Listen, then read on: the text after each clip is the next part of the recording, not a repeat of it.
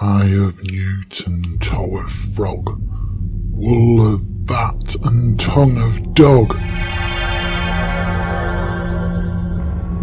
adder's fork and blind worm's sting, lizard's leg and howlet's wing, for a charm of powerful trouble, like a hell broth boil and bubble.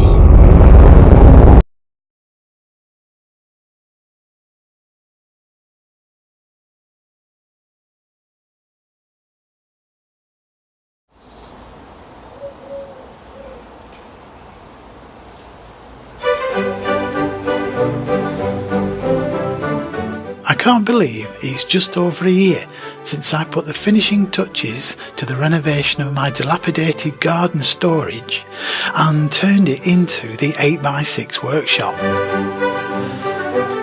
I've decided that my humble workspace needs a sign, so I think now, while I celebrate the first 12 months of its existence, it's time.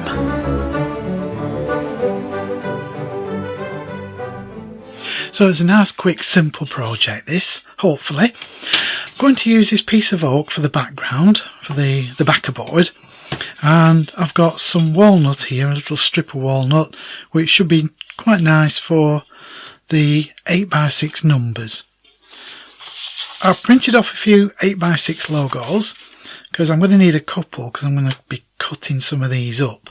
So I should have enough with 6. Anyway, we'll see how we go. Right, let's make a start. Although my garden is secure and the workshop is hooked up to the alarm system, I don't really want to advertise the fact that it's a workshop and can contain desirable goodies. So the sign is going to be in the form of a house number, reminiscent of and in the style of the brass numerals mounted on a piece of waney edged hardwood, a status once popular on suburban houses in the 1970s.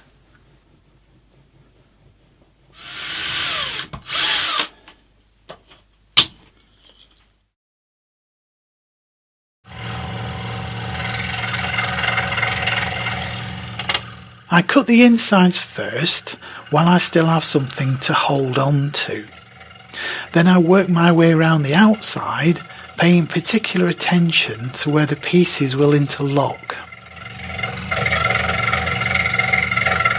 Now do be gentle with me here. A Scrollsaw is not a machine I'm familiar with.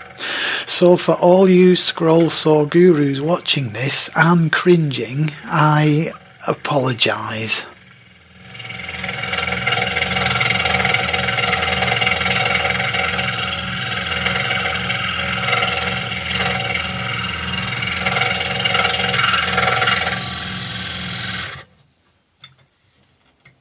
I can understand how, after a hard day's work, scroll sawing can be quite therapeutic when you get into the zone.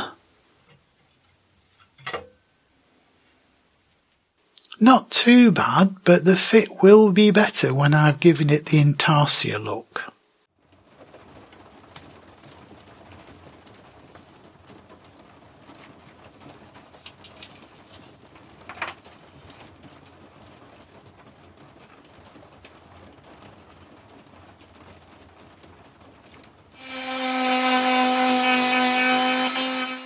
I sand off the bulk with the Dremel.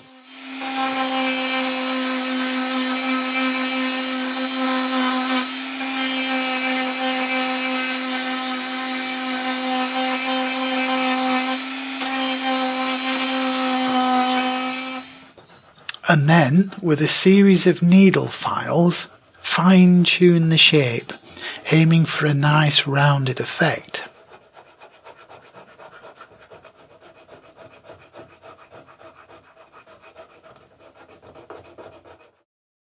It gives me the opportunity to tweak the interlocking fit a little better as well.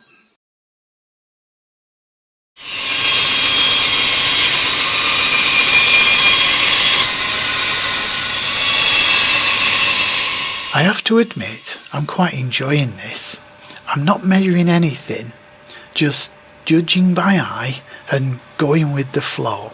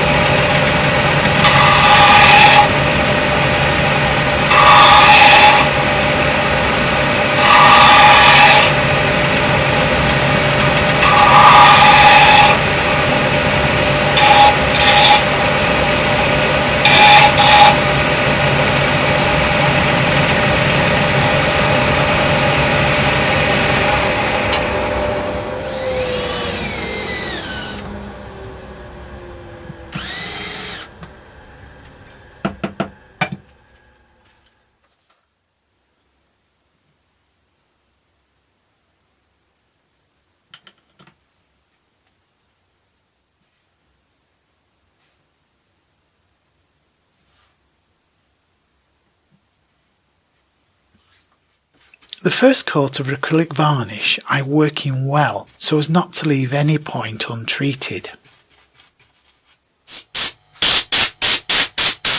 Using the airline, I can force the varnish into any openings or voids left under the pieces. A couple more coats front and back for weather protection and the job's a good 'un. Thanks so much for watching. Do subscribe, like, comment, dislike, whatever floats your boat is fine. And I'll see you again in the 8x6 workshop.